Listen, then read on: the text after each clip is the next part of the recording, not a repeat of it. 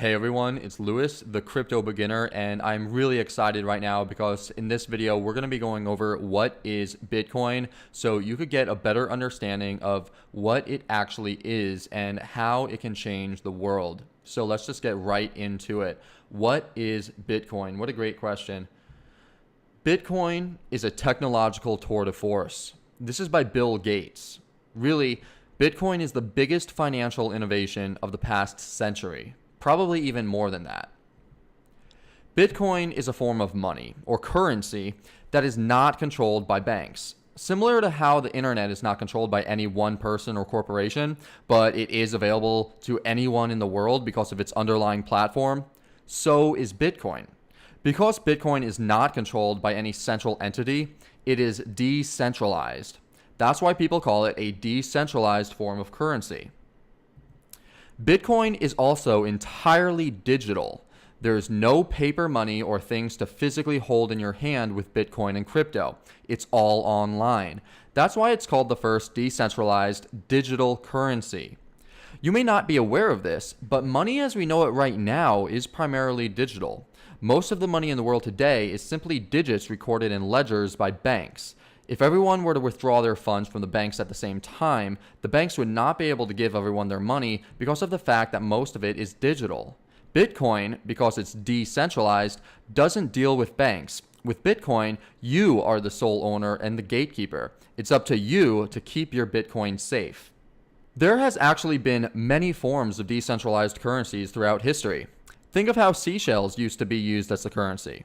There was no seashell bank that controlled the supply of seashells and recorded every transaction on a ledger. The owner of the seashell simply owned it. And when they wanted to buy something, they would trade their seashells for what they were buying. Remember, money is nothing more than a medium of exchange.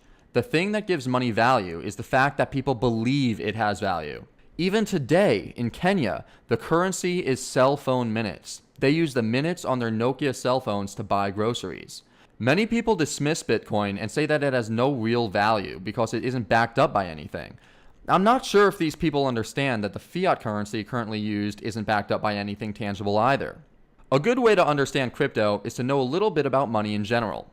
Like I mentioned, money is simply a medium of exchange used to exchange value. Seashells, spices, metals, and gold have all been forms of money. Gold was the standard currency used in America for quite some time. Eventually, people thought of the idea that if they could store their gold in a bank and they can get paper in the form of gold certificates saying that they own the gold, then that would be a lot easier than carrying around heavy chunks of gold everywhere. This was called the gold standard, where every piece of paper money was backed up by gold. This lasted up until the 1970s, when we went off the gold standard. This is when we switched over to fiat currency. Fiat, funny enough, means it shall be, which means that we give it value because we chose to give it value, or we choose to give it value, not because it has any inherent property that is valuable. Over the past decade or two, money has increasingly become more digital. With the use of cards and apps like Apple Pay, less and less people are carrying around actual fiat money. Today, banks control the money supply. When you use a credit card or deposit or withdraw your money from a bank, they input that amount into a ledger they control. The money is centralized within the banking system. In this system, we put our trust in the banks. Bitcoin is the first invention to create a ledger that isn't dependent on one central authority. It's decentralized. This decentralized ledger is called the blockchain. By creating a decentralized platform, we put our trust in the network and the mathematics the platform uses. We aren't putting our trust in a bank, a company, an organization, or an individual. We are putting our trust in the underlying framework that the system is built upon. This is called a trustless system. Because of the fact that Bitcoin is decentralized and is built upon the internet, that means that as long as someone has access to the internet, they can get Bitcoins. This has major implications for the over 2 billion people on this planet that do not have any access to the traditional banking system. It also helps those in countries with corrupt banking systems and governments that inflate their currencies and that make it harder to purchase anything. It also will help to connect the world because you don't have to exchange your Bitcoin for another currency when you travel to another country. It's universal. Bitcoin gives personal freedom to money. Many people refer to Bitcoin as internet money, and while it is certainly a form of currency used on the internet, A more accurate description would be to call Bitcoin the Internet of Money.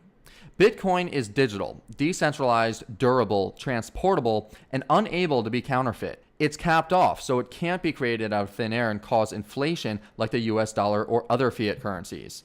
It can't be manipulated by the government, and this is really important because you could see how that works out by looking at what happened in Greece, Venezuela, and other countries.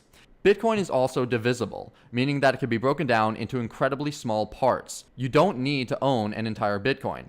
You can own a fraction of a Bitcoin. Bitcoin and cryptocurrencies are borderless. With cryptocurrencies, you could send your digital currency around the world in minutes for very minimal fees. Right now, if you wanted to transfer money from America to England, you would have to go to your bank when it's open, fill out the paperwork, pay a substantial fee, and wait days to weeks for it to clear. It is faster to get on a plane, fly to England, and physically hand your money to the recipient. With crypto, all of that is eliminated. So how did it even start? Well, Bitcoin was created out of desperation after the global financial meltdown in 2008. It was created by an anonymous figure called Satoshi Nakamoto. No one knows who he is. Satoshi Nakamoto released a white paper called Bitcoin, Peer-to-Peer Electronic Cash System, and in 2009, the first Bitcoin transaction was made. So how does it work? Well, Bitcoin works by using something called the blockchain.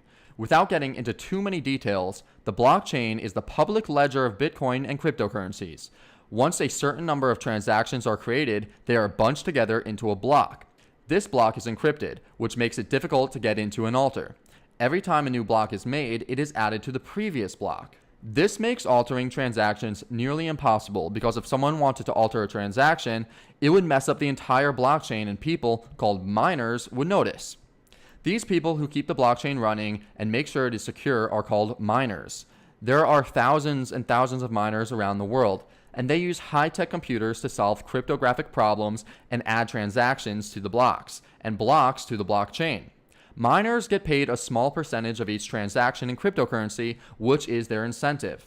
When transactions go through the blockchain, a total consensus has to be achieved in order for it to be validated.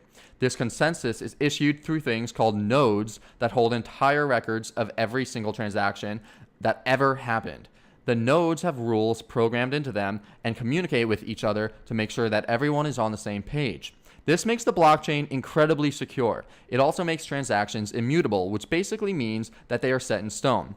Once you send someone money on the blockchain, it is now their money. And with that, I want to give you my final words, which is that people are losing trust in our government.